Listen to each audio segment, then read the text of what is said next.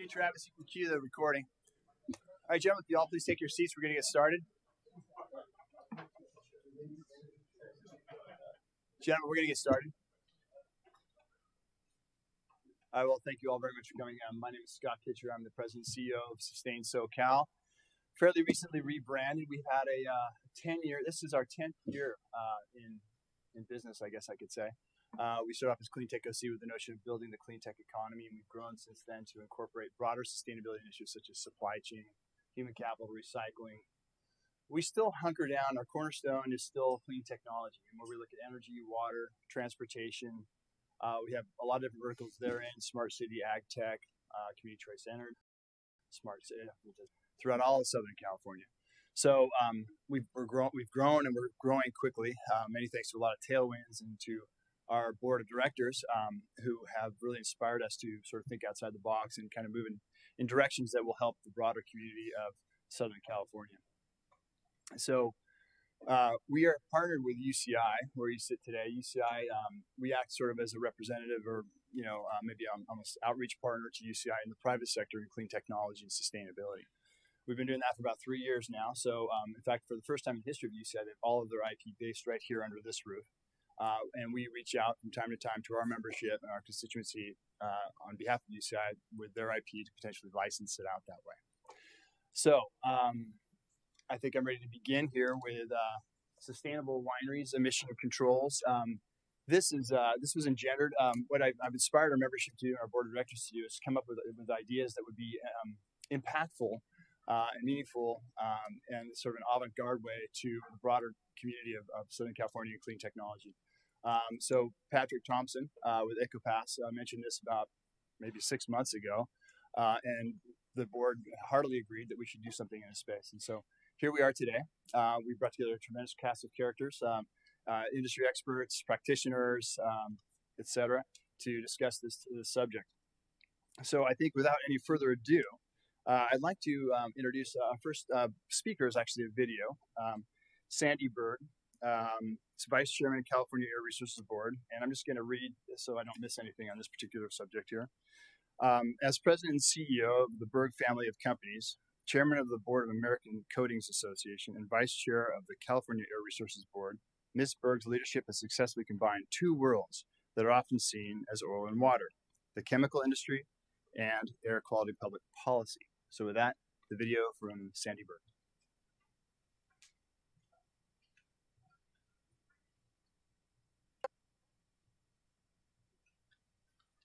Hello and welcome. My name is Sandra Berg and I am Vice Chair of the California Air Resource Board. I'm happy to welcome you today to the Sustainable Winery Workshop. Thank you for asking me to be here to make a few opening remarks. No question our California wine industry has created a worldwide fan club, and I'm pleased to disclose that I am one of them. The wine industry is no stranger to environmental sustainability. Protecting the land, water, and air quality are fundamental, given your raw material grapes depend on the quality of all three resources. I thought it would be helpful to explain the process of regulatory and policy adoption. The California Air Resource Board has a legal responsibility to assure all Californians have good quality air. That standard is established by our federal government and our California legislature. The policies and regulations are driven by US EPA on the federal level, CARB on the state level, and the local air resource boards for stationary sources. For our discussions today, because the wineries are a stationary source and are regulated by the local agencies, I thought it'd be helpful to understand CARB's relationship is twofold. One, as a partner, giving resources support such as technology, research, policy making, and legal. And the second role CARB plays is also a leadership role, given CARB's responsibility for air quality standard attainment is statewide. Last year, CARB celebrated 50 years of clearing our skies. We have made significant progress reducing the exposure to harmful air pollutants based on sound science. Yet despite our progress, more than half of all Californians live in areas classified as extreme non-attainment for ozone air standards. Volatile organic compounds, VOCs, such as hydrocarbon emissions generated by my industry, the paint and coatings, and reactive organic compounds, also known as ROCs, such as ethanol generated in the wine fermenting process, are precursors to ozone formation. Wineries can be significant sources of ethanol emissions during the fermenting season of August through November, and are largely all uncontrolled during that time that overlaps with the peak ozone season. Controlling all of these emission sources are critical to meeting the national and state standards. Like all industries, the paint and coatings industry was and is today no different, trying to lessen the impact of regulation. When I was appointed to the board back in 2004, industry was very excited because Arnold Schwarzenegger decided that his 2 public seats would go to industry members. And industry, by and large, wasn't well represented as board members. And so the first meetings I had with industry stakeholders, they sat down at the table and they said, "We are so excited that you are appointed because we can finally thwart some of this regulation." And I had to smile and lean back and say, "No, we're not going to thwart the regulations, but we will have an opportunity to explain how regulation can be better, how good policy both allows the reduction of emissions and businesses to grow." And that has been the way that I have personally approached both for my family business and within my discussions with people. But the paint and coatings have been regulated since the 80s. In fact, they were one of the first major sources to be regulated, other than cars, of course, but the first stationary sources. And they didn't take that as a compliment, by the way, and spent many years challenging South Coast Air Quality Management District through lawsuits and no, we can't do this, and this is impossible, and this is going to cause all sorts of problems. And the reality is, it did cause some problems, some disruptions, but when we look at the coatings that used to be 900 VOC down to, in some cases, 0, and in other cases between 100 VOC and 400 for very specialized products, we have made a tremendous impact on reducing our VOCs. And it's interesting to me as running a small family business, because my business is small in the big picture of the coatings world, South Coast Air Quality, because we were understanding that our product is made here in Los Angeles and that our customer base is California, and we were not going to have 2 sets of standards, so we formulated to the lowest, most restrictive rule and regulation, which was South Coast Air Quality Management District, that we became a resource to South Coast. When they started thinking about, should we lower the VOC within our area of expertise, they would actually call us and ask us, do you think it's possible? Could we go? Does the technology allow for it today? Is there some technology on the horizon that we can count on? And the thing is they listened. And so it's truly been my experience that we have one of two ways to go on regulatory, environmental regulations. One, you can dig your heels in and say, we can't do this, and it will prolong the process, and you'll spend your money on legal teams, or you can become proactive and be a leader and come together and decide within your industry, how could you approach this? Reducing the additional criteria pollutants, the toxics, and now the greenhouse gases is going to be extremely complicated and very innovative. And I just don't see how an industry like the wine industry that is so customer forward, that has such a presence on not only a California stage, a national stage, and a worldwide stage, can think that they'll just be overlooked and won't participate.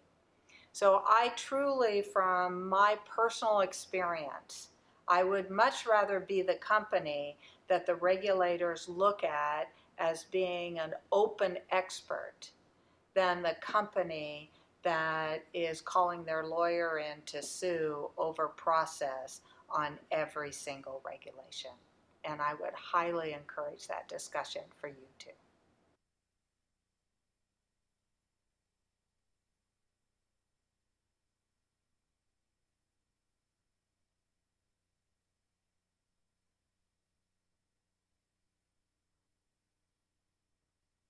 Yep. And it'll kind of be up to you if we do Q&A right after you speak, or we just save all the Q&A for after all the speakers have gone. So now I'd like to introduce Professor Donald Blake, and I'm going to read this if you don't mind as well.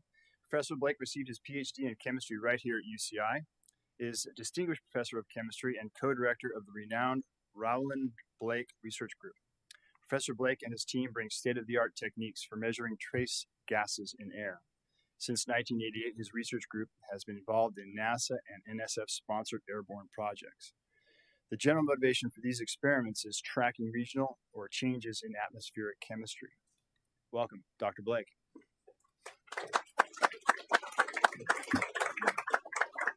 Well, thank you. I'm not quite sure what I'm going to talk about or why I'm going to talk about it, but I have been studying atmospheric chemistry for the last 40 years, and so I was asked to give a little briefing on ozone formation from sort of the chemical sense. And so I don't mean to offend any of you who actually know all this, but we'll just go ahead and start. So I think okay. So VOCs have a lot of sources. Okay, each of us is a VOC source. All right, and we study these are ones that most of you would say is a VOC source. So we have biomass burning, oil and gas, urban industrial. This one might surprise you a little bit, but that oceans give off certain gases that actually can cause ozone problems. They can cause all kinds of other issues also. So these are just a couple of the sources. Just a tiny bit about what I'm going to talk about today and maybe why is most of our funding for the last 25 or 30 years has come from NASA. And so this is actually something that's going to point. Oh, I don't want to do that. Oh, crap. I thought I'd get a laser. I brought a laser pointer, but these don't work with laser pointers. So what my group does is we're sort of what I would call a top-down group. we fly around and take air samples, and then we make comparisons with what the models would suggest we should have seen. And so, in the case of the industry that Sandra was talking about, so that thing, oh, there's the phone right there. Oh, geez. Okay. So, anyway, they have a certain amount of tonnage of solvents and stuff, and they would do some sort of an estimate as to how much was going into the atmosphere. You need to actually study the atmosphere to see if you're actually seeing that. So we do that. I think I'm not going to use this. It makes me kind of. So let's talk. Anyway, this is a NASA DCA. We've been flying that since '88. And we load air sample canisters. We're just a simple group. Have canisters that are evacuated. They kind of look like this right here. 2 liters. Suck the air out of the lab, close the valve, and take it someplace. So this is me in Greenland offloading. We have to take them off every flight and load every flight. This is what the DC-8 looks like before we start to integrate. This is what it looks like once we've got all the instruments on. 20, 25 different research groups. These are the cans right here. This is a graduate student of mine. This is me. Right across from us is Caltech.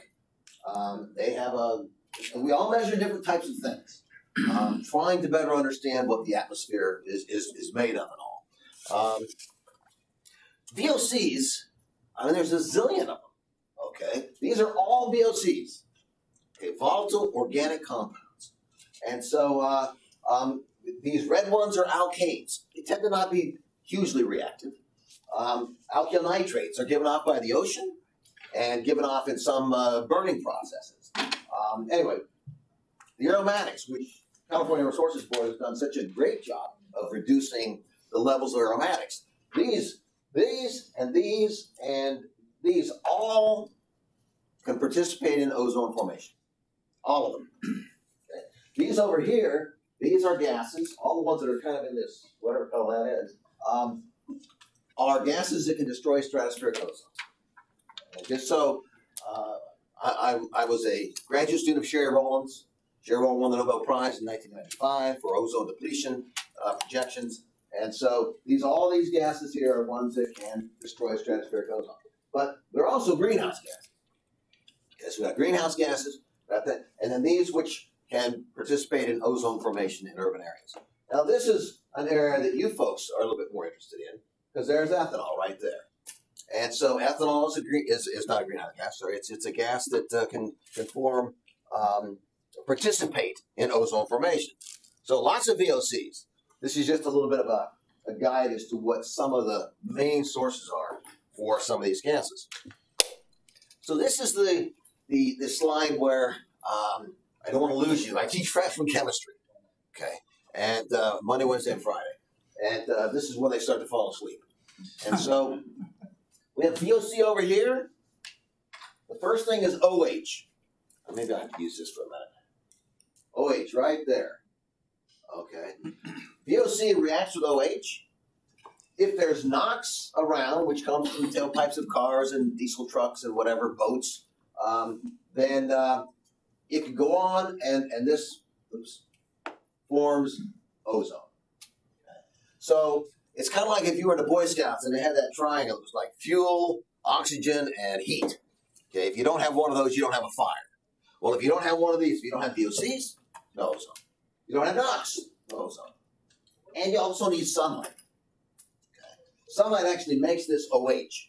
So you need sunlight. And so VOCs plus NOx make ozone.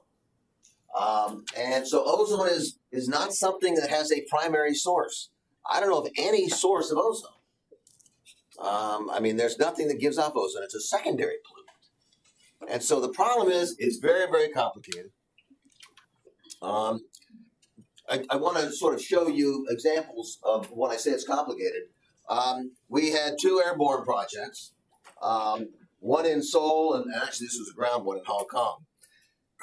And I'm showing you this because these are the VOCs, the top 20, I think, that we measured at 500 feet in Korea. flying around over Seoul and all around there.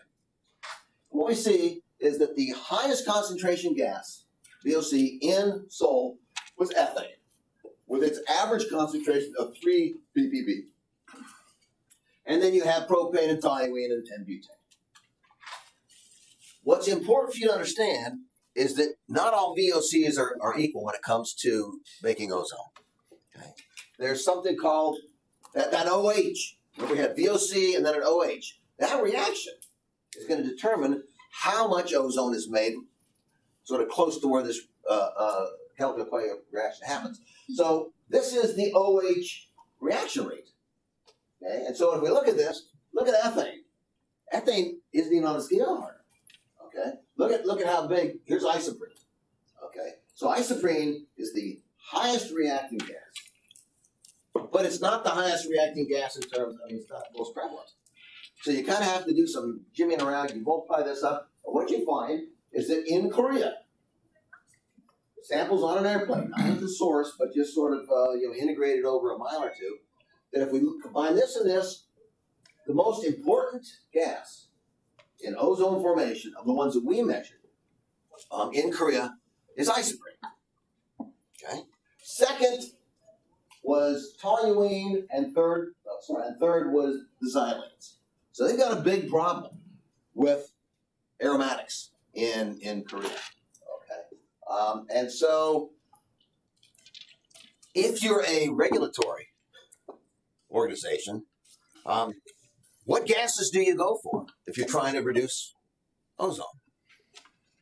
Isoprene comes out of plants and trees and stuff. And so this is not the one you want to go after. Okay. This one is there. It's outside right now. So what you instead would do is you say, well, look, we can tackle toluene. We can tackle xylene. Okay, so that's what Seoul looked like. Now look how different Hong Kong looked. Here's Hong Kong. Ethane is number 6 instead of number 1. And we have butane and propane and butane. That's because in Hong Kong they use a lot of liquefied petroleum gas. It's obviously leaking a lot. Okay, we have high concentrations. Multiplied by the reaction rate constants, and here's what we get. Isoprene is still the big dog. But the second is propene, and third is ethene. So they've got an olefin problem. Okay. And so that's what they should go after in terms of trying to reduce their VOCs. So this is really boring. And so all I'm trying to show you here, this is an isopleth. And it's a kind of a make-believe thing, but that we use as a guide. And we have, these are ozone isopleths. So this one right here is at 200 parts per billion. Okay, so on that line is 200 parts per billion. And right here is 320. And so depending on where you fall, you have VOCs that are needed to make ozone, and you have NOx. Okay. If you have a ton of VOCs and hardly any NOx, you're not going to make a lot of ozone. If you have a ton of NOx and not much VOC, you don't make much ozone. And so this is sort of the sweet spot right here. Okay. And we have an area, a regime that we say it's either NOx limited, which means there's not a lot. You have more VOC than you have NOx. Or over here, it's VOC limited. So what do we care about this for? Well, we care because if you're a regulatory agency and you want to regulate as little as you possibly can, you do not want to be in a VOC limited region and reduce NOx by 30%. Look where you go. You go from 200 pp to maybe 180. Okay? Maybe less than 180 actually. It'd be 120 down there. So the point is that you don't get much, bang for your buck. In fact, you can actually cause more ozone to be formed. So in a VOC limited region, you don't want to reduce NOx. Over here, look at this one. Okay. Here, in a NOx limited, if you reduce NOx, you get almost reduced by about 100 parts per billion. Now, it goes the other way too. Okay. So if you are here in VOC limited and you reduce VOCs, you gain 50 ppb there. Look, what do you get over here? Nothing. So imagine how angry you would be if your industry was regulated and you had to cut back VOCs by 30%, and you did it, and there's no change. I'd be pretty irritated. Okay. So we have to know what the NOx levels are, what the VOC levels are, and so on. And anyway. So for you folks who are interested in the wine business, I don't know much about this. And so, but I see this as a problem as to, I would imagine that the VOCs given off by the wineries make you at the winery NOx limited. You got a ton of VOCs coming out. Maybe. Okay, but that would be my guess. If that air were to go nowhere and just sort of react, ozone, or you'd have hydroxyl removing some of this stuff, cause no problem. Problem is it probably blows somewhere. It blows to the 5 freeway. It blows to Fresno. It blows to some place that actually has a place that is actually VOC limited because they've got a lot of NOx. So you've got air that's moving from one area to another. It's not messing you people up in terms of your winery itself. It's not affecting your ozone. But if this hydrocarbon, this VOC, blows to a place where it's going to sort of fall in that isopleth differently, it could make more ozone. And so distance is good. Here's why. Because isoprene, which we saw in the slides on Korea and Hong Kong, has a 1 hour lifetime. So that means 1 hour. If you're far enough away from an urban area, and if it blows, if it gets to the urban area in 3 hours, you got like no ozone or no isoprene. However, ethanol has a 4-day lifetime. And so not much of it is removed in a half of a day transit. So this is something you have to worry about. So once again, it may not seem fair, but looking at it, and I don't look at it from either side, but looking at it from a regulator side, what's the best place to regulate? Okay. Do you regulate the wineries where maybe there's a dozen wineries around a city? I don't know. Or regulate in the city where you have hundreds of industries and thousands of cars. So it's not my problem. Okay. And this is something. Well, I mean, I like wine, so I guess it is my problem. Box wine. So anyway, this is just a problem of. It's a very complicated problem. Okay. So I want to show you some data from a study. We were big into dairies a dozen years ago. And so I had a grad student who, they collected samples. I think there were 6 or 7 grad students went out all throughout the Central Valley, trying to just take ambient air. We weren't interested in the dairies air. We were just interested in what does the Central Valley look like. And this is just sort of a marker. The hotter color means that it's more urban. And so you can see that all the samples that we collected in Sacramento are very urban. Okay. Everything else looks like it's not urban. So we did a good job of not sampling right next to a freeway and stuff. If you look at ethanol, it looked like this. Okay. Not a lot of drinking going on in Sacramento. Okay. That's a good sign. But look at the different concentrations. This is, in PPP, we're talking about 3 and 4, and we even had some where there was as much as 10 parts per billion of ethanol. We didn't target anything. We just took ground samples. And so if I sort of manipulate the data a little bit, it looks like this. Okay. Once again, it's a program that kind of smears things out. But when I took this up to CARB and gave a briefing, and somebody says, my gosh, this is where the main dairies in California are in these 3 counties. And so we had been studying silage at dairies, and we were seeing a lot of ethanol coming out of the silage. And so once again, these were not chosen to sample a dairy, okay? Nor were they chosen to sample wineries.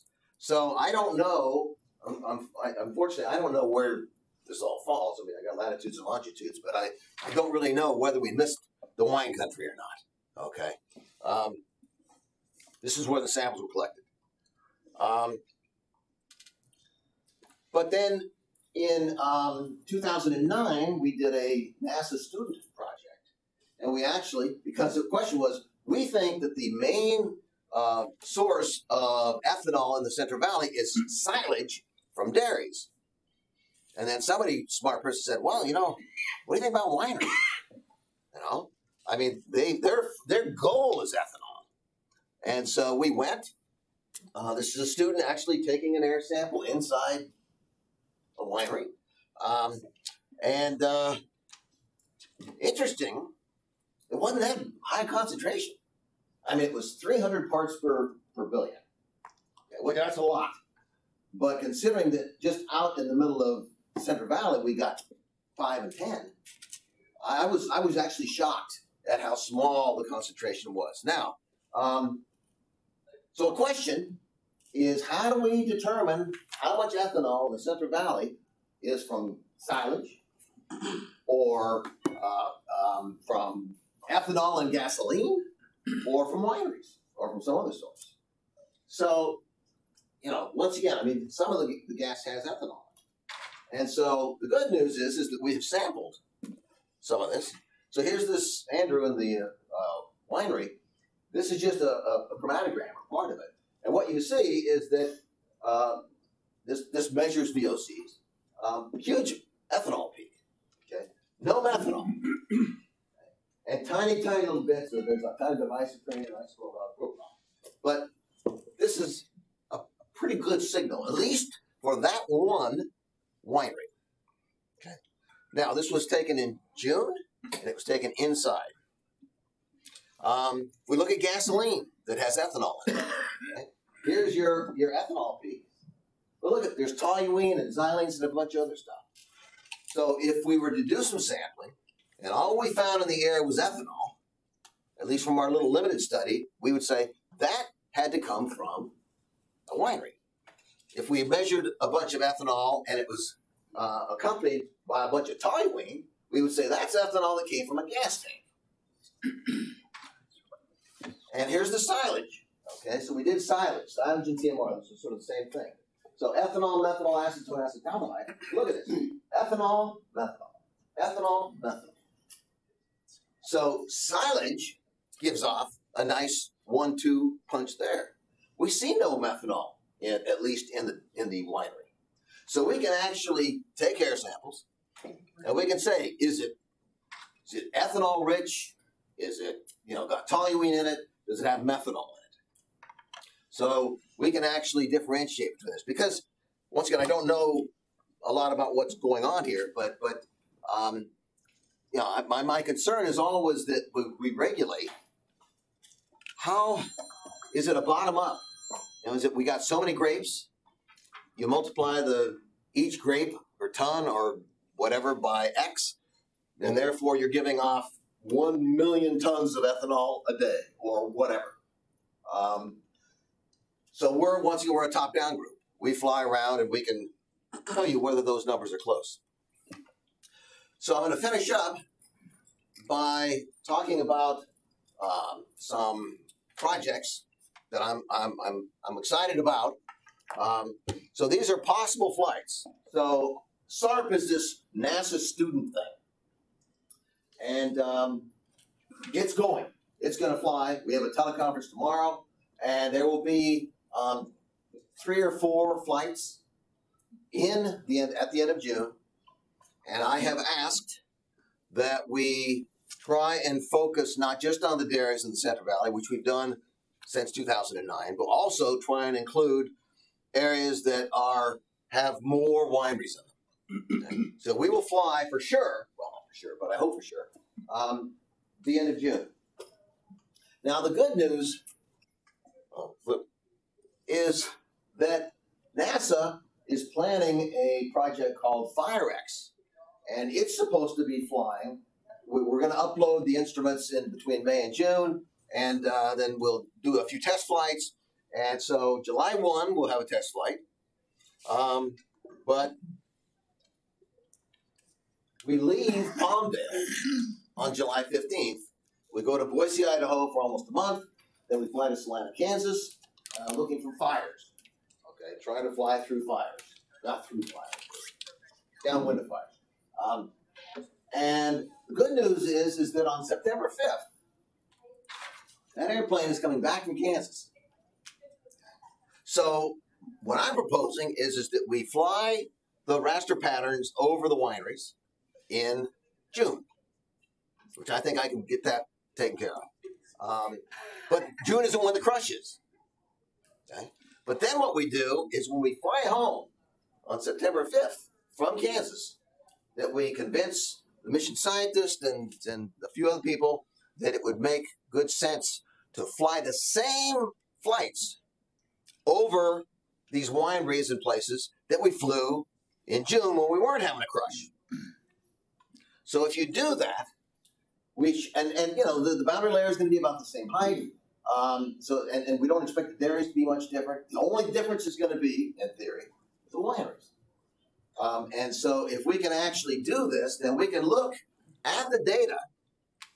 If they look the same, then I'm a little bit worried that, not worried, but my conclusion would be that the wineries aren't putting out as much as we thought.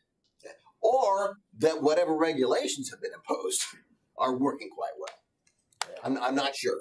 And right down here, over here, I say possible ground sampling. So I'm thinking of having my research group of 7 NASA students actually visit some wineries. We're based in Palmdale, and so hopefully I can convince somebody to let us come and sample the, in the bushes, and inside and whatever. But Alex here, Alex is a second-year graduate student of my PhD program who actually was on the SART mission 2 or 3 years ago, thinking that while he will be on this plane at some point during Fire X, that he would, in September, go to the whatever winery allows us or wineries allow us to sample there. Because we have no idea what the crush looks like. All I know is what the barrel room looks like in terms of ethanol. So if we can actually go and be there and sample the crush, sample 2 or 3 different kinds of grapes, I don't know. Hopefully, we'll find a couple of other gases that accompany the ethanol that do not show up in the silage or the gasoline. Okay? And it'll give us a better idea as to what to look for on the airplane. So then we fly over, Alex is on the ground sampling, and then a couple weeks later, we can make some sort of not a statement, but at least let some people know that in fact, we saw it's a whole lot worse than we thought. Okay, which is not what you want to hear, but that we need to know. And also, if it's not nearly as bad, and there's hardly any difference between June and September, then we need to kind of think, maybe rethink this, and maybe we need to have Alex visit wineries that have higher levels of technology in terms. Maybe everybody does their crush and everything looks the same, but there might be some technology that is in use at some wineries that is not at others, and it may be that those that are more advanced actually are giving off much less ethanol. So with that, there's the once again the flight paths where we will be flying, and then I would like to thank you for listening.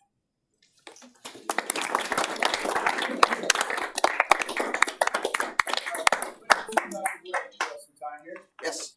What altitude do you fly?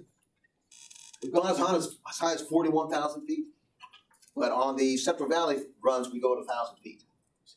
And how high is the boundary layer? Usually about 3,000 feet. So it's we fly easily within the boundary layer, particularly in the summertime. Trust me, that plane is doing this the whole time when we're down low. So it's not fun. Yes. Is the Hamilton Valley VOC or NOx limited? I have no idea. Okay. Yeah, no, I mean, we don't measure NOx. On the airplane, they measure NOx. And actually, we actually have a Penn State group that measures reactivity. They actually have a total reactivity thing. So we're going to be able to compare our reactivity thing with the gases that we measure and see, okay, how much of that reactivity is made up by ethanol? But, I don't know. And it's different. It can change between morning and afternoon. And this is the problem, is that this isopleth, Paul Weinberg at Caltech told me one day, he says, Don, there's times when at Caltech we are VOC limited, and a couple hours later we're NOx limited. And so it's a very complicated game. And so I apologize, I don't know. But. And it's heavily influenced, by the transport, models, files. I was wondering, are you mostly using cement canisters to collect the We make our own cans. Okay. But yeah, it's just canisters. Okay. That 2 liter, we pressurize them to about 40 Bring them psi. back, and Bring them back and analyze them. Oh, But there are 2 or 3 other experiments on the plane okay. that have real-time PTRMS. Paul Weinberg's group has a kind of a chemical ionization mass spec that he uses, and then there's another group that does some chromatography that also does ethanol. So we'll have some real-time ethanol, and then we'll do ethanol and a bunch of other gases in the cans. Yes? How long does it take you to get the results? The comparison? For our group, we can run about 50 samples a day. And on the airplane, we can collect up to 168 canisters. So for us, it could be that, they sit in the can for, 3 or 4 days, 5 days, because we're backlogged. The PHRMS, they get data on the airplane. And the TOGA group get data on the airplane. So we'll have some idea as to what the ethanol looked like. I'm hoping that we can actually get the DC-8. So we do these test flights. So we do the SARP thing in June, and then people go home for 2 weeks. And then they show up on the 15th of July, and we don't leave until about the 18th. So there'd be one little shakedown flight just to make sure. I'm hoping we could do another one in July and get up there and do this with the same exact payload that we flew in June, just to make sure that they kind of look the same. And then the same group will stay on the plane. In terms of when would I be able to say something substantial about this, that's, hard to say. Because with NASA, the data are not released to the public for a certain amount of time, because we have to clean stuff up, and you don't want to have bad data out there and people interpreting it incorrectly. But certainly, can report back that, look, we didn't see anything. It'd be easier to say that than, we saw a whole lot more. Yes? Are regulatory agencies now working with some of this data you're collecting? And if so, which ones are doing that? No. No. There is some movement afoot to have a project in 2020 called Cal something. Paul Weinberg at Berg, Paul Weinberg at Caltech is the head scientist on that. It's being proposed. But no, this all happened when I got a phone call, a month ago, saying, could you give this talk? And so, we've been doing these, and we've been reporting the data, and CARB has funded some of these studies.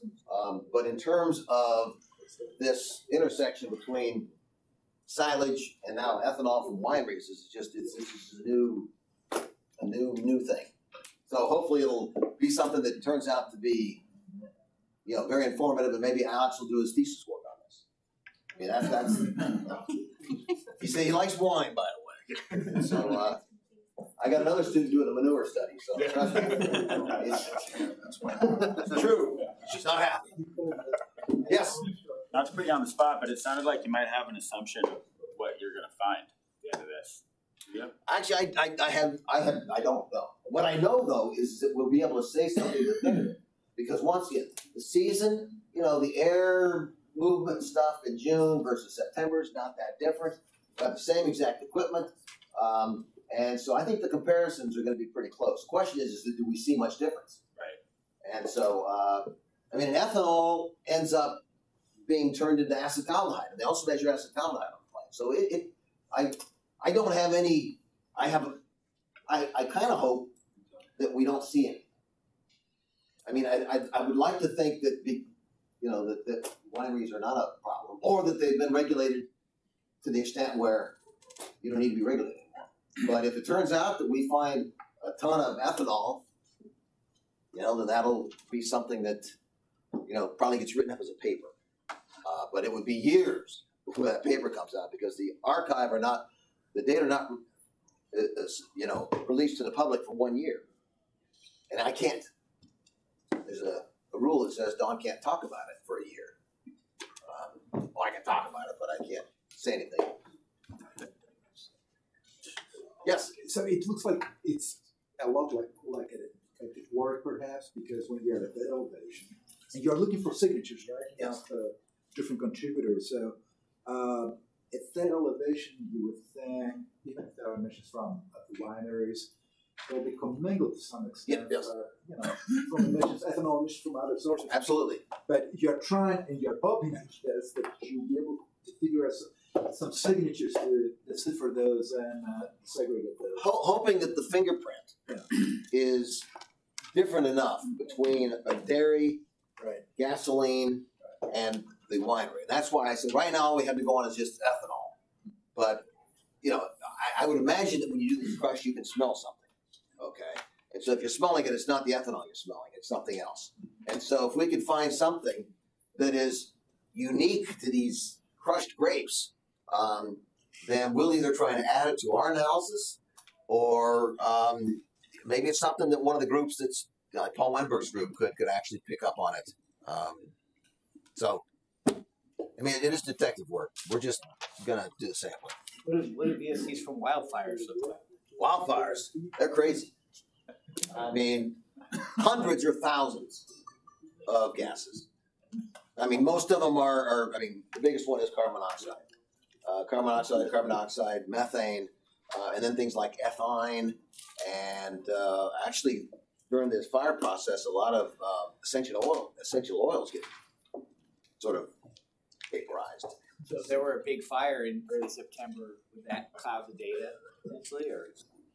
Yes, and in fact, that was when I mentioned in my excitement this project to the person who's in charge of DC8. They said, well, the only thing that would prevent us from doing this flight in September on the way home is if there's actually a fire in California, because the project is supposed to be studying fires. So we would end up then going and studying that fire and then probably running out of time. But you're right. It could muddy the water because, but there's not a lot of ethanol that comes out of fires.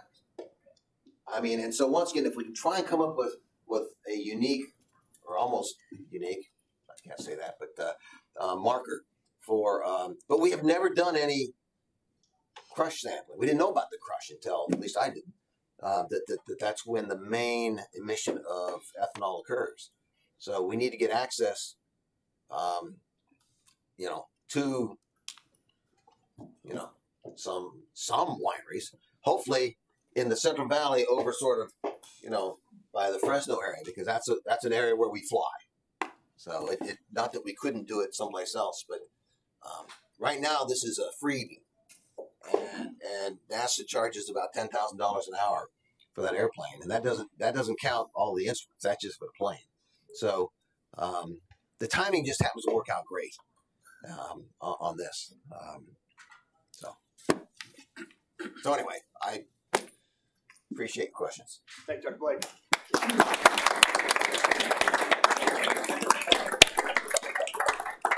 All right, so our next segment is a panel, and by virtue of logistics, what we'll do is we'll have each panelist come up one at a time to present. And what I think we'll do is we'll wait till the end of all the panelists to ask the Q&A. So I'll list the panelists, and then I'll ask the first panelist to come up. So the panel title is Achieved in Practice, Discussion of Recent Santa Barbara-backed BACT Determination and Next Steps. Where do we go from here? So our panelists are Brian Clerico, Air Pollution Specialist, CARB, David Goldfarb, winemaker, Clos de la Tech, Professor Donald Blake will join us again, and Patrick Thomas from EcoPass. So with that, Brian Clerico, please come to the podium. That's there. Okay. Hi, yes, my name is Brian Clerico. I'm with the California Resources Board, and I'm going to talk about today's topic with a regulatory perspective. There's already about a half dozen people here who already know more about this topic than I do. Feel free to chime in and if there's anything you want to comment on.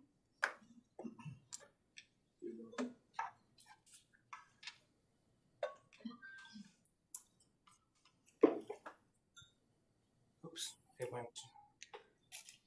There we go. Okay, there we go. Okay, the first thing is who makes controlled technology determinations in California? And we're talking about wineries. We're talking about, they'd be considered stationary sources in California under the regulatory structure. And the entities that make controlled technology decisions for stationary sources are primarily the 35 local air districts in California. And this map here shows how California is divided up according to air districts here. So you can see they don't match up with county lines. Some districts consist of multiple counties, others are broken up. So the idea is that if they're not county specific, they'll be grouped into a common air basin. CARB's role in this is that we have a limited oversight role, but we also maintain a controlled technology clearinghouse that collects controlled technology determinations from local air districts, and it enables other air districts to see what some of their colleagues are doing. So how do the districts make controlled technology determinations? Well, there's two just very general ways. One is through their action of making what they call a class of rules called prohibitory rules.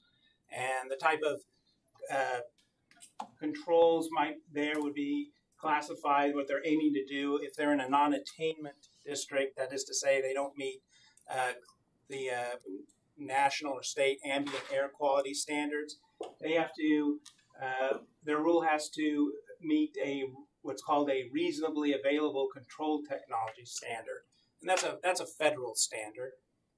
In California, we have for most non-attainment or the more severe non-attainment districts, we have what we call a best available retrofit controlled technology standard. It's a BART standard. You might hear that terminology more when, if you're familiar with AB 617, the community air protection programs that are forming now. So that's in rulemaking activities.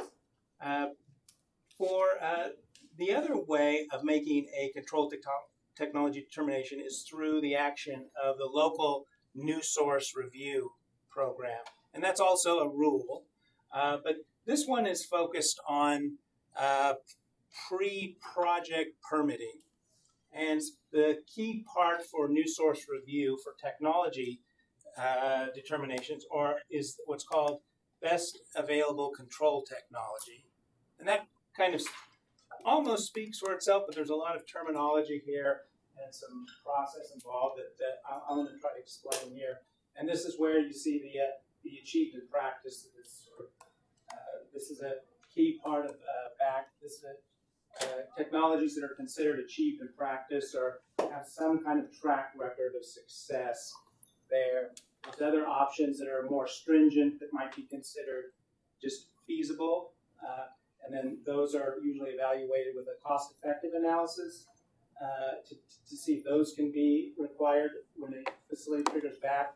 And then there's also consideration of less polluting alternatives under back determination. And again, this is through the permitting process here. This happens. It's very different. The rules, once they're adopted, they're set in place. This is the new source review happens on a permit by permit basis, and for that reason, it's probably will have the most up-to-date technologies associated with it. So what I wanted to do here is present an example of some back thresholds and how the districts differ. This looks like a crazy, complicated table, but there's really two main points here. I want you to see that there's some air districts here. I mentioned there's 35 Monterey and Mendocino County here. This shows for these different districts their attainment status, we call it, for the National Ambient Air Quality Standards, and then also for state ambient air quality standards for ozone. So there's an asterisk there because these are the 2018 designations, and they haven't been formally adopted yet, but they probably will be here in February. And then the last column is the back threshold, trigger threshold here, that is in each of those districts' new source review rules. And you can see here that the thresholds for districts that are in non-attainment, maybe have a more severe ozone problem, their threshold trigger for VOC, what triggers a best available control technology review, will be smaller. So districts like South Coast and San Joaquin Valley have very small thresholds because they have a tougher ozone problem to deal with, so they'll require back frequently. Where goals are, some of them are project-based, so a permitting project comes in, it might be the project may consist of multiple tanks, say, fermentation tanks. Others will be on imposed on an quote-unquote emissions unit basis, so each tank, each fermentation tank, right? So there are some differences there. To give you a rough idea of why things might be different from district to district across California. So what is BAC? Well, to avoid using overly bureaucratic language, I'll say first the purpose of BAC is to protect public health.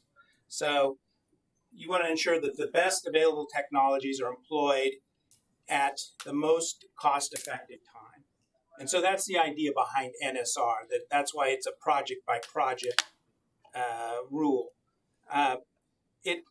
BAC also, another consideration is it applies to all equipment in the same, we say, class and category. So, agricultural internal combustion engines or compression, diesel engines would be a class or category, or, turbines used for power generation, or maybe landfill gas engines. Those are class categories of sources. So BAC, when you establish BAC for a class or category, or a district establishes that applies to other that equipment, anywhere in the world potentially, and it evolves and advances with each permitting project. And then the effect of this is that BAC is continually raising the floor for technology, what's required. So the district rules can be a little bit static. A lot of work goes into creating those. But then once they're adopted, they don't change until there's another formal rule adoption review. For permitting and BAC, since it happens each permitting project, this is continually renewed. So there's a California Health and Safety Code definition of BAC, and it's very similar to what the federal terminology for BAC, lowest achievable. So BAC is not a technology necessarily; it's primarily a performance standard. So it's technology neutral. If you can meet the standard, you meet BAC. And the key part here is that BAC can't be less stringent than what's contained in the state implementation plan, which is mainly consists of district rules governing that source category, or what's been achieved in practice. So what someone else has done, in the field on this and proven to work. So what is achieved in practice? There's not a regulatory definition of this, but there's some historical guidance. There's lots of precedent for this, but essentially the idea is it's a technology to meet a performance standard that are readily available, commercially available. They've established a successful operating record over a reasonable period of time. So that can depend on the source. For seasonal sources, we typically take that one operating season. Achieved in practice also sets for BACT, if you trigger BACT, sets the minimum control requirements. So that slide with all the different districts and their different thresholds for what triggers BACT, yes, they're different in that way. But if you trigger BACT in a district, the districts will have the same BACT standard, regardless of what their thresholds are. Now, there are some wrinkles in there as far as some districts still consider cost effectiveness for achieved in practice options. And others may have, different thresholds for what they consider achieved in practice for major sources versus minor sources. But in general, BACT is the same, certainly California-wide, USA-wide, and potentially worldwide. So here's so that's sort of a general, it applies to any type of emissions source that you could have. This is specific to wine fermentation tanks. And this is a BACT determination here that Santa Barbara made, originally in 2017, I guess. And so I thought I'd just take a moment to just walk through this, because this explains, I think, the concept of BACT and how it works. So this is a result of a permitting action that Santa Barbara formed. The Central Coast Winery Services submitted applications. They wanted to modify their winery. In this case, they weren't even adding new tanks. They were just wanted to use some existing tank capacity that was just designated for storage to do fermentation. And it's known that there's fermentation emissions are considerably more than storage emissions. So that was sufficient. The project was sufficiently big to trigger BACT under NSR at Santa Barbara. So they evaluate the controls, and it so happens that these controls had been in operation at this winery for a number of years, but not under a BACT requirement. They were there for an offset requirement. But so what this is a summary of that permit determination. So what you have here is the Santa Barbara here says the equipment category. So this is where I said class and category of source. The class and category would be wine fermentation tanks, closed top, less than 30,000 gallons. Typically, there's a bottom to these determinations or these class and categories. There's not always a top, but in any case, this is what would be considered the class and category here. So if you were installing certainly a wine fermentation tank and it met that criteria, you would be expected. This would be your minimum control requirement you would have. This gives the date also of the determination, and that's because BACT determinations are very date dependent. So, if this were 10 years old, you might expect that there had been some advances or changes in it. This determination shows what pollutant is controlling. So ROC, reactive organic compounds, specifically ethanol.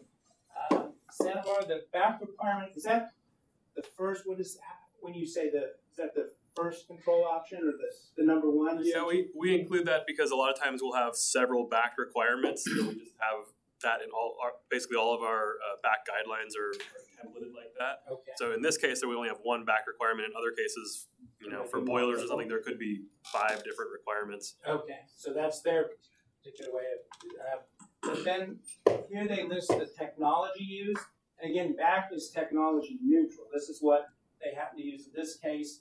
But you could still meet BACT as long as you meet the performance standard here. You don't have to use this technology to meet this standard.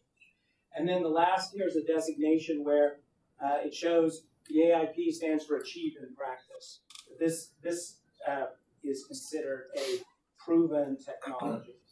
And in fact, here they did get some recent test results back from the facility that showed they were getting what, about 74%? Yeah, 74 and change. Mm-hmm. Okay, so they've had at least a year operating under this specific determination, and they've met the requirement. I should say a season. This had a spring season.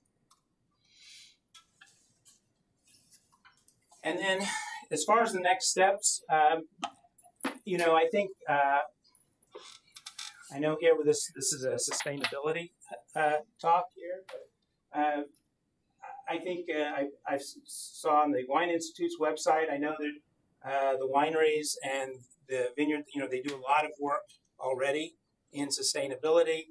You know, with land, energy, water, but they also indicate, you know, they're interested in air, you know, protecting air quality as well. So I think this certainly fits within that mission of, you know, creating sustainable wineries. So if you have any questions, feel free to give me a call or email. I don't have business cards; those are not up to date. My number changed, though, but I can be reached here, and I'd be happy to field any questions or comments you have. So we'll get to the Q&A as mentioned after all the speakers go. Here we go. So next speaker is... So Scott, I think the plan was now we just assemble the panel because none of the other panelists have a set of slides. Okay. All right. Fair enough. Sounds good. So, Travis, did you want us to be mic'd up or not? Yeah, that might be a good idea. So maybe take just a short break while you guys get mic'd up. Yeah. If anyone wants a bio break. Yeah, bio break. Plenty of sandwiches, lots of cookies. If you guys missed them, they're awesome right over here. That's why I ordered from this caterer, by the way, because the cookies are so good. 5 minutes and we'll reconvene here. Yeah.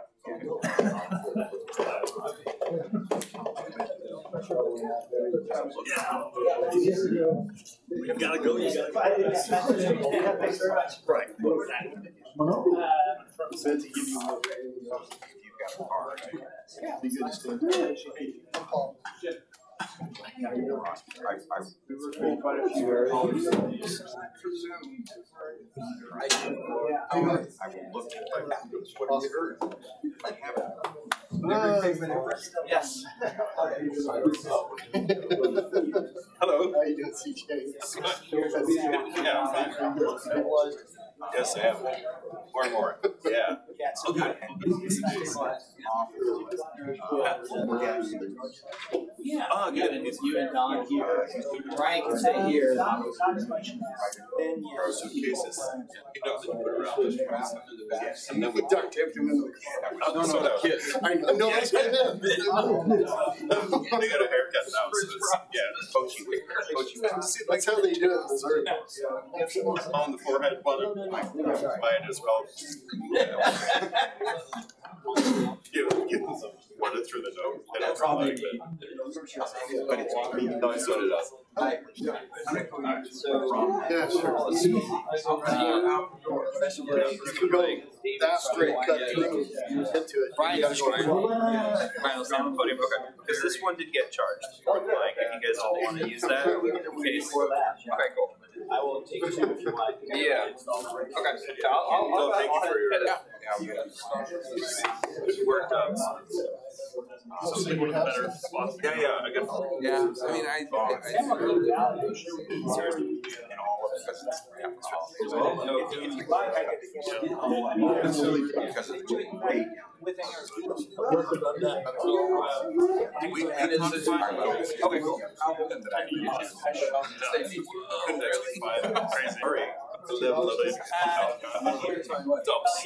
I always travel. They travel. Yeah, those are actually getting out there. Yeah, I think car seats, are even worse than where we're going.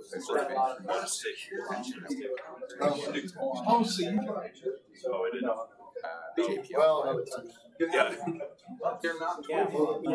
Actually, you don't. And then my wife The soyuz function.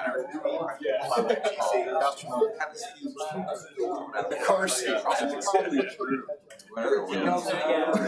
Child sitting there flying around the We didn't get the best one. stuff, right? Oh yeah, say that's maybe that's. Well, I know Hertz is going to give you. They're Whoa, look at that. They're like, whoa. Oh, okay. So maybe that's right. Yeah. My family. Yeah. Which is you can buy them. You can buy a high end for $350. Yeah. And then you own them in my garage. I don't get them. That'll be good. Anyway. Right, that's on Mondays. Are you heading Well, down? I'm not, Mike will be there. Sure. Listen, I was Anywhere with the nice places to eat, nice good food. And breweries will usually just Oh, yeah. How you doing, Steve? I'm doing well. I feel like we've met. Yeah. I know we have. And this is CJ. Yes, CJ Palmer. Yes. Dr. Okay. Are you part of the? Not yet. You're muted right now. I'm introducing. Always important to let people know this. quite a bit of an ask. Getting him acquainted, he's got some. No, He sounds pretty into it. yeah, I mean, it sounds like. How about yourself? Well, I'm with you. No, I'm from the growth phase. It seemed like there were some faces from the Yeah, likewise. It's a startup. Yeah, and so what we're one of the two technologies, and it's a compensation process. And the challenge to it was that there's no steady state in winery. So it's going from 0 to 100 and then back down again. And across that process, it's the concentration of ethanol in the must, in the emergent water is constantly rising. The heat is rising. And the solubility of phenomenal. Sugars are clean. You got to eat a full amount. And not necessarily about this volume wise. I'm just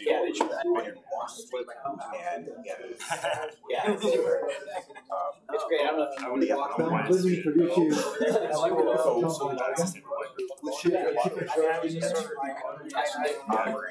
Yeah, I hope so, yeah.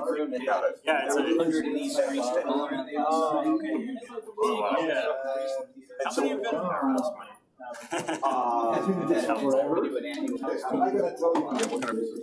But more than 4. There's a whole bunch of stuff online.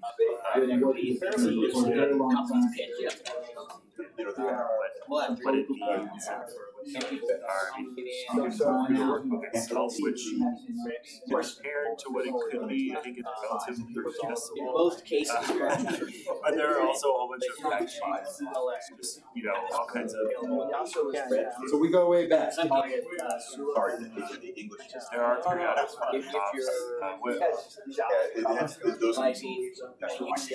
technology.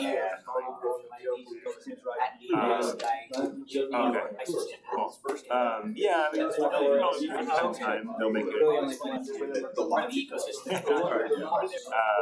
And then there are also like webinars that talk about how they're everything. Better all day.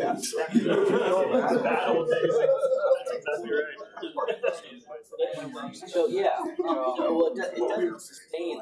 It's not a huge Raise that because our main California. Conversations hosted much. Spend a lot of money.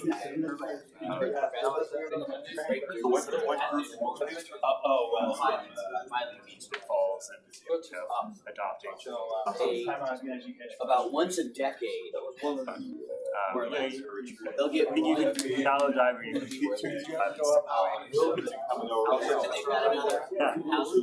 Yeah, for sure. Yeah.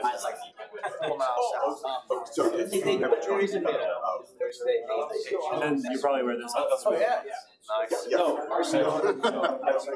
Separate program.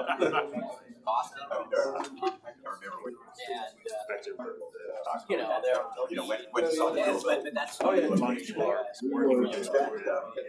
Dr. Blake, so far away. he said he's the Nobel ceremony along with Yeah. Yeah, there's private company highlighting. Yes. No, it's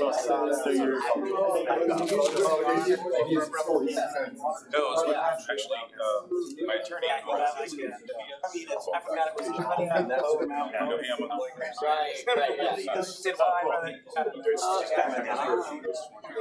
yeah. Vendors, Yeah, that's cool. Yeah, I'm very interested. Maybe both of them. So yeah, no one's coming.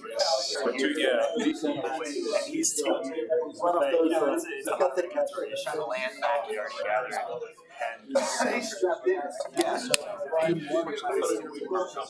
Carbon central. No, I don't know. What kind of music? Yeah. I think I can't even go. You might have some insight. I actually have another part of it. That's interesting. I didn't know what she was responding.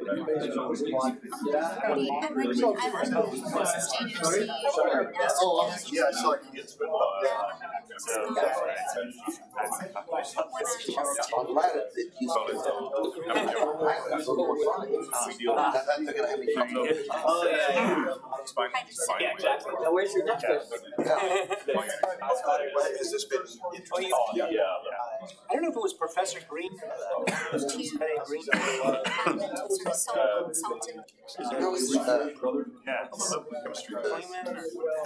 Yeah, I'm like, Developing it. Okay. Because this is such a great structure.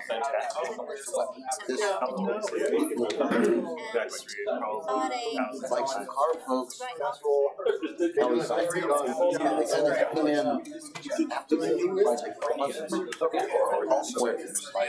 And add these gases. Isopropyl alcohol. You know, we've done. All right, gentlemen, we're gonna get started here. Yeah. Underground. I think probably using some, but All right, so I'd like to welcome back at the Ryan, Erica, Dan Tolkien,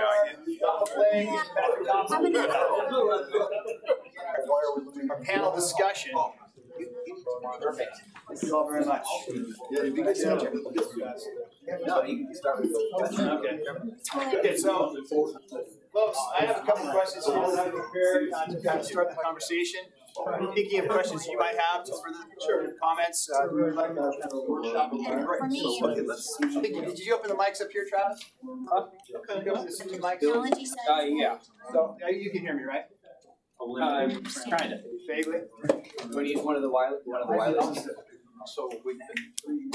So again, gentlemen, so this is a panel, but it's also a workshop. So I have a few prepared questions that I'm going to ask them to tee up the conversation here. But be thinking of questions or comments or suggestions, however you want to engage with this panel in this workshop for the remainder of the afternoon. Wonderful. Okay, so let's kick it off. My first question is for Brian. For Brian. It is for you. I want to make sure I have these right, and I have it written down, so I make sure I got it right. So please excuse that. With regard to the tank size limitation, does this set a precedent for the future, and is it likely that these control technologies scale? I think the expectation would be yes. I mean, that's based on past experience with other control technologies. They usually scale up in terms of cost effectiveness better. In the present case, I believe the limitation was based on really what was in the permitting record. So in a sense, that's the permitting record for that, for a new back determination is almost part of the defining of what the source category is for that. So I believe Santa Barbara's done cost-effective analysis. So in terms of it scaling up, I think the expectation is yes, that it would. Thank you. Any other comments on tank? I'll add one thing if I could, and that is that our system at that facility was actually connected by manifold to more than 30 tanks that combined had more than 300,000 gallons of fermenting capacity. So in some ways, although there was a valid limitation to say each individual tank was less than 30,000 gallons, in some ways it's already proven to scale up and to be perfectly technically feasible with much larger tank arrays. Okay, thank you. Next question is for David Goldfarb. Let me just turn my page here. Switching gears a bit to potential winery benefits, David, can you share any insights into the aromatic loss during fermentation and the potential value to winemakers in capturing these volatiles? Definitely. So my master's thesis was looking at that. So I'll just give a general overview. Wine fermentation, you start with grape juice. It's about 25% sugar. That sugar's digested by yeast and produces equal parts CO2 and ethanol. When you think about a tank of wine, multiply that volume by 60, and that's about how much gas is being released.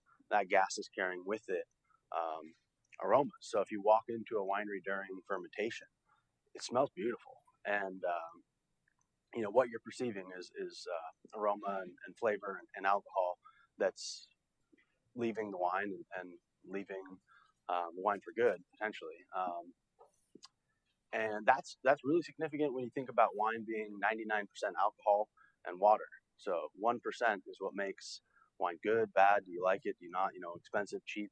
It's 1% is what makes a wine. And we know that up to 30% of the total flavor and aroma compounds formed during fermentation are released to the atmosphere. So collecting that, to have that in your toolbox as a winemaker, to have 30% to dial that 1% in, seems like a huge opportunity. Thank you. Any more thoughts on that subject? Okay. Again, be thinking about questions and comments. Question number 3 is for Dr. Blake. And again, I'll read this. There is some question if removing a few thousand tons of VOC would make any impact at all in air quality, for example, in the San Joaquin Valley. What is the atmospheric chemistry perspective on this? This could also be applied to you, Brian. If it was one source of a couple hundred tons, it would have no impact. But it's cumulative, so yes, it does. It impacts the air quality on a larger scale. Thoughts, Brian?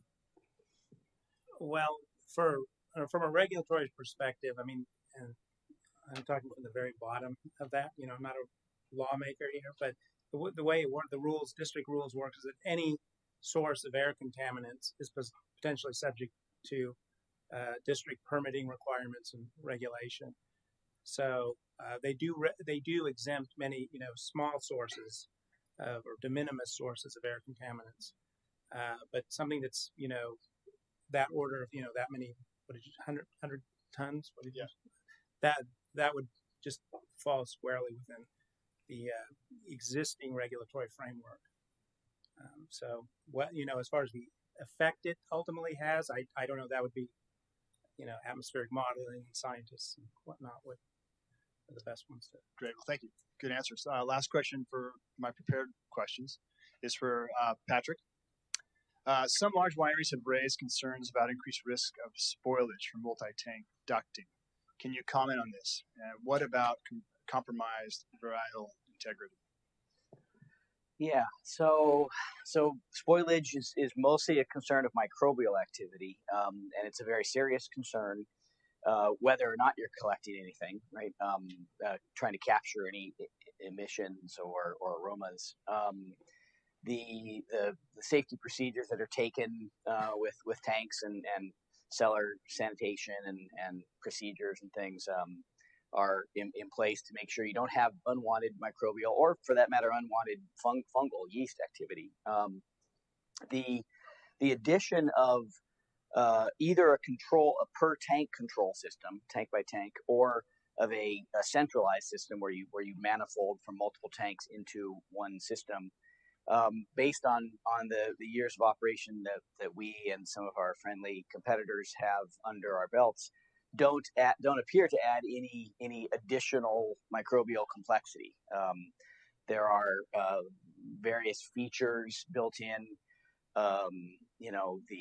There's foam screens and one-way flapper valves and various things that in the unlikely event that you have an unusual event, a foam over is one example or something like that it doesn't get into the manifold anyway.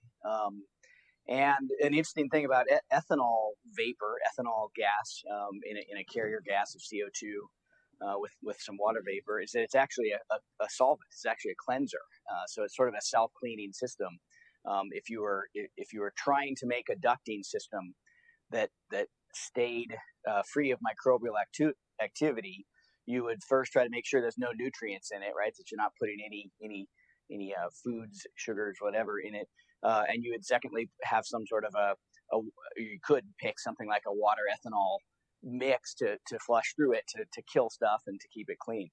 So at least from our perspective, we can't see, and we haven't seen, and we have data including swab test data and things like that to support it, that we haven't seen any additional microbial or spoilage concerns. The second one was varietal integrity. I guess the thought there would be that with a manifolded system, since the CO2 is the driver, that's the driving gas that's pushing, that's carrying water vapor and ethanol and other aromatics out, you could have situations where when one tank was in peak fermentation and another tank was not fermenting, some amount of CO2 could be going where you don't want it, right? Some amount of ethanol, water vapor, et cetera, et cetera. Again, that's very unlikely given the one-way flapper valves and other things in the structure of a system. It would be indeed a very, very poorly designed system that would somehow vent the gaseous vapor from one tank into another tank, and the cellar crew would immediately discover that, I think, if everything failed, if all the normal fail-safes failed. Even if that occurred, well, first of all, very many of the systems aren't centralized; they're decentralized, which means you have a wet scrubber or a condenser per tank on each tank, so therefore there's no cross talk or whatever. And even if it occurred that there was a little bit of CO2 flow from a Pinot Noir across the top of a Cabernet or something, it's a little hard to imagine how that would that impossible situation would alter the varietal integrity of the Cabernet. But I suppose that's possible. But anyway, the design structurally is specifically from both everything I know about some of the other providers of technology, and certainly what I know about ours. It's structurally made to preclude the opportunity or the possibility of varietal integrity being compromised. David, can you imagine? Obviously, these are bigger wineries in some cases, bigger, more industrial wineries. But can you imagine any scenario where varietal integrity could get compromised by capture? Personally, I wouldn't. It wouldn't worry me if it's volatilizing and escaping one fermentation that's active, then and you're worried about the fermentation that's hasn't yet taken off. Once that fermentation takes off, it's a safe assumption that it's going to volatilize and leave that ferment. If it integrated at all, which I think would be surprising as well. Sorry, do you recall in that, or maybe David, Harris, in the Santa Barbara determination, were there any concerns raised around either issue, either spoilage or cross-varietal contamination? Maybe David, you might. It was a concern that was raised during the appeal process that we went through with the Wine Institute.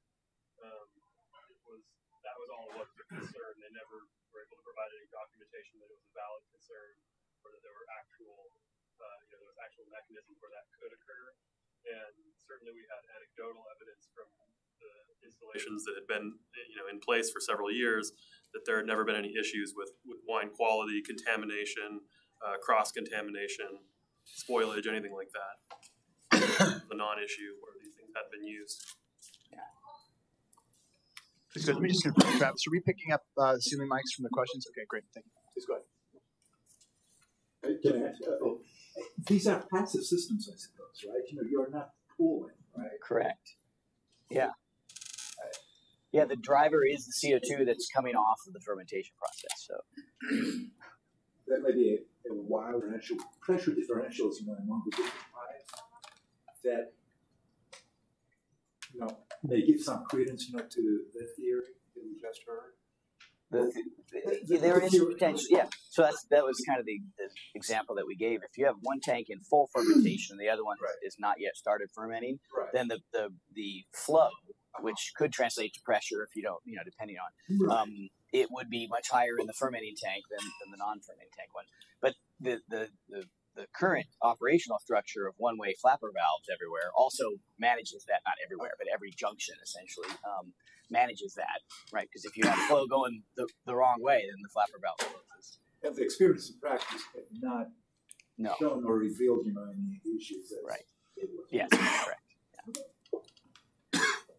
So, any questions from the audience? We are open now for discussion, suggestions. But before Sandy actually recorded. Oh, are you going to wait to the end of it? I was going to go through this process and then go to Perfect. Sure. Yeah. Or we can come back to this other way. There's nothing right now urgent. Maybe we'll go to the video and then come back to the panel. Does that sound good, John? Yeah. Well, she's kind of so she recorded and say, "Here's a couple panel questions." So she. Right. Yeah. Yeah. Right. So we'll stay here and play that short. Yeah. So Travis, would you cue the video then, please?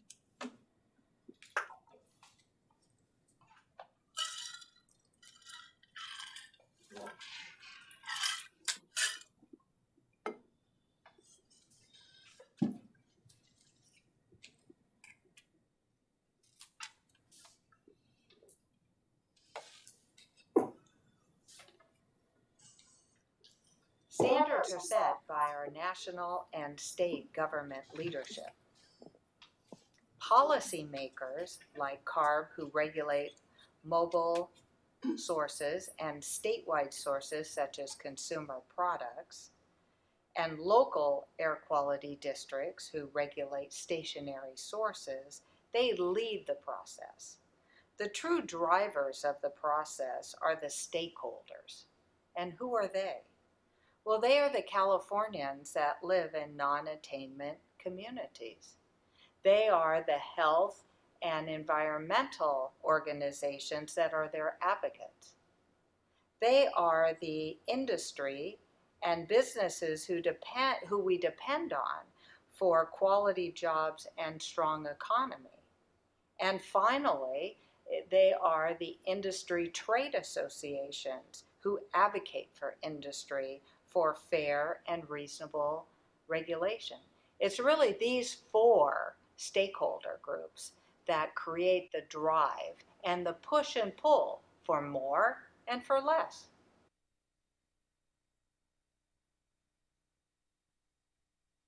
There is a new trend that is guiding the regulatory process.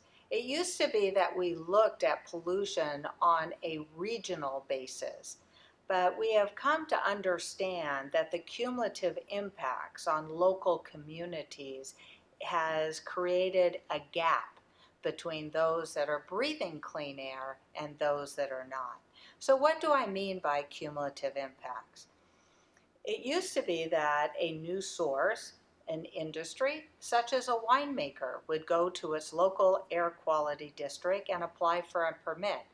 And the local air quality district would look at their process, how much they were emitting of smog creating chemicals.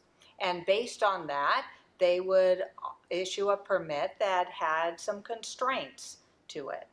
And but they would look at that in a vacuum of only that location. Now we're seeing that if you take many sources within a small community, you have cumulative impacts. Source 1 plus 2 plus 12 has a health effect on this community. Now, as regulators, we're starting to look at how do those cumulative impacts affect these communities, and more important, how should we be looking at the permitting process and considering how a new source added to the already existing pollution will affect the communities, and what should we be doing about that? So this trend is brand new, and many of you have probably heard of the legislation AB 617, where CARB has now designated 10 communities, which we are now very involved in with the communities, with the citizens of those communities and the businesses within those communities to look at these impacts. In these types of communities, it is not a one-size-fits-all. And so each one is different. Does it have seasonality? Is there particular times or circumstances that the pollution is worse? What are the industry types? What are the source types? We have mobile, we have industry, and so all these put together and understanding how they come to play is what we'll be seeing over the next year.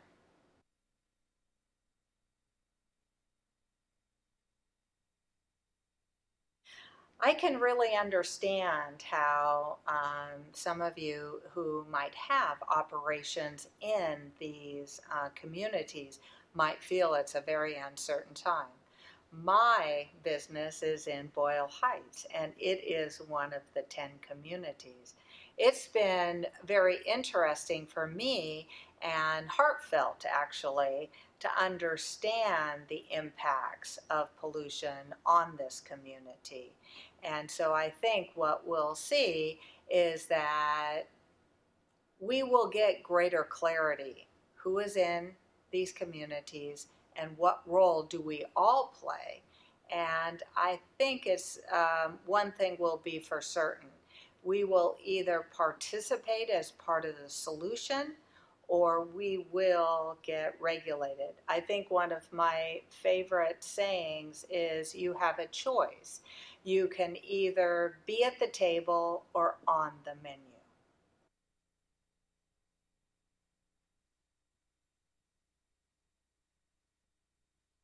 I'm not aware of any California state industry that has been successful in getting exempted from air quality rules and regulations.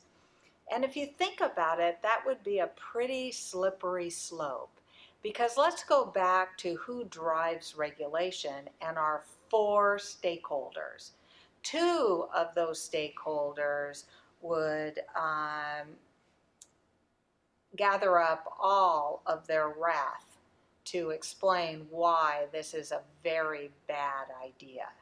And so I think it would be pretty difficult for a legislative body, such as in the state of California, to agree that one industry out of the state could be exempted.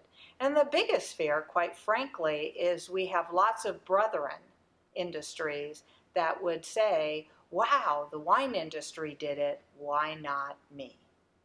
And so I'm not aware of that being a successful strategy.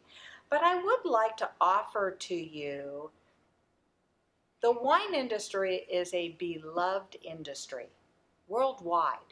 And California is one of the premier industries in the world.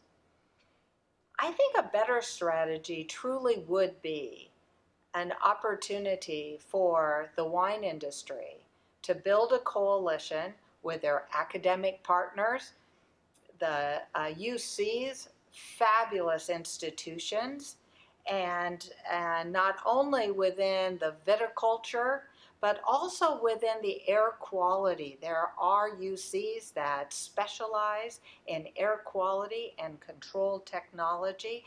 You've got control technology experts here today, and look at what solutions could you bring to the table, and then communicate with your local air quality districts in a way that makes you a leader in this and not somebody they have to chase and then bring regulation on. It's truly been my experience in the agricultural area that agriculture, including the wine industry, is critical to the state of California. It's also critical to address their emissions. And we've been pretty successful marrying this approach. And you might want to reach out to some of the sister organizations within the ag industry to see how they have been successful being proactive, even getting incentive money. And incentive funding is always for additionality, going above and beyond. And if you're able to combine solution, protecting your communities that you work in, with incentive money, isn't that a win-win?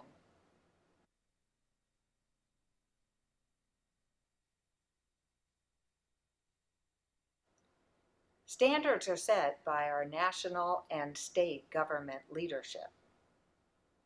Policy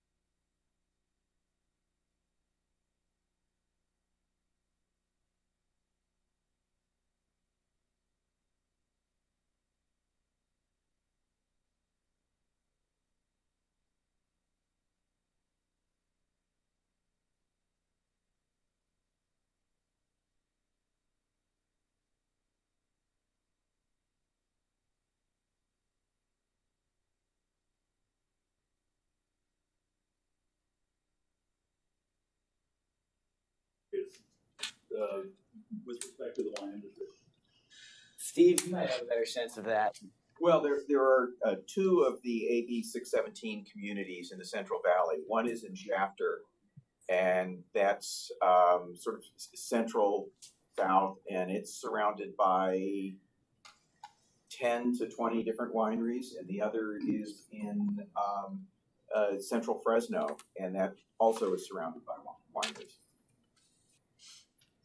I certainly know the Boyle Heights one is in Boyle Heights or in LA, right? So, but I actually don't know what all 10 of the communities are. Are they all fully designated already?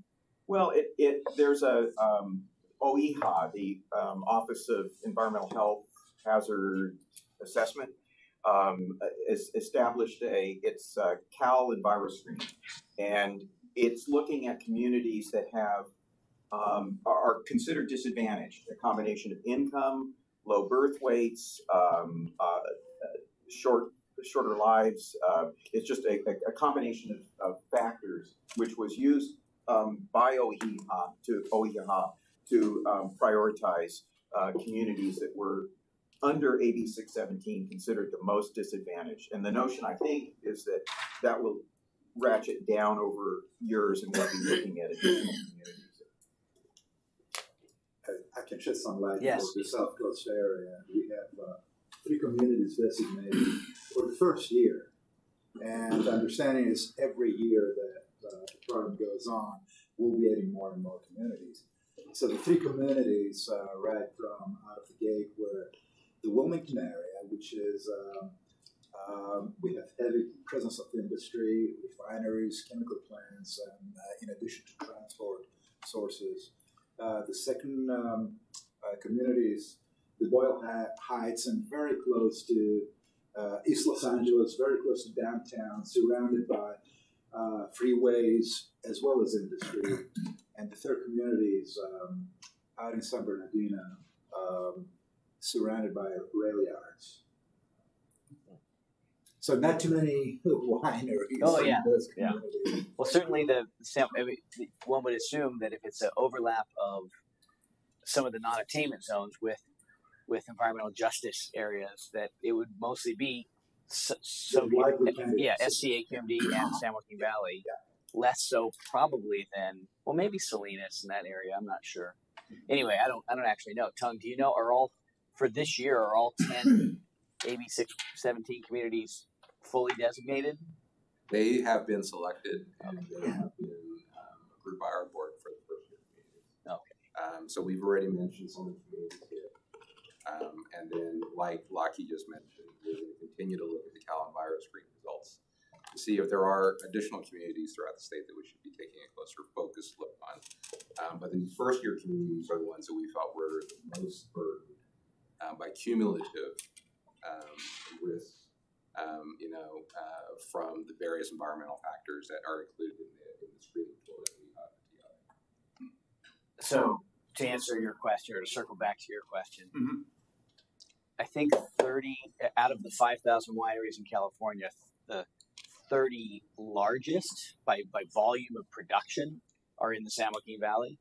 So, and I don't know the exact numbers, but if 2 of the communities are in the San Joaquin Valley, in Fresno and Shafter, my guess is that 10 or 15 of them might be certainly within the air basin. They're all in the air basin, but they might be immediately downwind or upwind of those communities or something. So there's some meaningful overlap on a volume basis of the 5,000 wineries or whatever it is. The other 4,970 are probably not in an environmental impact community. So by number of wineries, it's a very small fraction. By volume of wine produced, it's actually meaningful. Probably that would be my guess. Okay. If Santa Barbara is separate question, if Santa Barbara is the illustration of someplace that has the control in place, or the target in place for the VOC control, and it's limited to 30,000 gallons. Obviously, no district has gone for the big tanks. Is that a true kind of inference from the presentation? So I don't know. Maybe you can start with that one. Right. So what for a bigger tank, for this to be applicable to a bigger tank, then you need a project. You need a permitting project that involves a bigger tank, where they're modifying it, say from standing or storage to fermentation, or it's a new fermentation tank. And there might be, this is the districts would look at the facts specific to that application, but they may conclude that it's achieved in practice for bigger tanks, or they may do a cost-effective analysis and say, okay, well, since it's not yet achieved in practice for these bigger tanks, where it's both, we know it's feasible, but is it also cost-effective? And then it would be required if it meets, both those criteria, feasible and cost-effective. So that would be the option for this applying to larger tanks. Those are sort of the 2 pathways to take, but it needs a, someone with a tank that size or greater has to, in a district where these sources are permitted, has to, modify the tank or propose a new tank sufficient that it triggers BAT. That it goes above that threshold in emissions for triggering BAT. One irony is that there was a study done in the, I think, 80s or 90s where when they were first starting to look at winery fermentation controls, they concluded that it didn't make any sense below 100,000 gallon tanks, that it wasn't cost effective or technically feasible. It's technically feasible, but not cost effective below a certain size, and that it made most sense and got more cost effective on the bigger tanks. So at the moment, because of the negotiations and things, the tank size is capped at 30,000, which is an exact contradiction of the earlier findings. But if there were to I guess restate that, if there were a permit application in a district with bigger tanks, then they would look at all the data again, and the precedent that was set by the Santa Barbara discussions or determination would be meaningful. But that district has jurisdiction in their district, so they would need to look at the data and decide what they think in that district. Certainly, the industry, the Wine Institute, as it represents the industry, would argue that it doesn't scale up well, or some of those other concerns that we've talked about. Mm-hmm. Great, thank you. This sort of takes us to the end of our allotted time, but we have some time. Do the panelists, do you guys have any closing comments or thoughts you'd like to share before we wrap it up? All right, very good. Well, help me thank the audience, the panel, one more time for their participation. And so, as I mentioned, we do have this room for another half an hour, so if you care to stay and network and collaborate. We have plenty of food left. So, and if anybody wants to take a quick tour of the facility, let me know, and I'll walk you around. So, on behalf of Sustain Southern California and the panelists, thanks for coming. Look at that.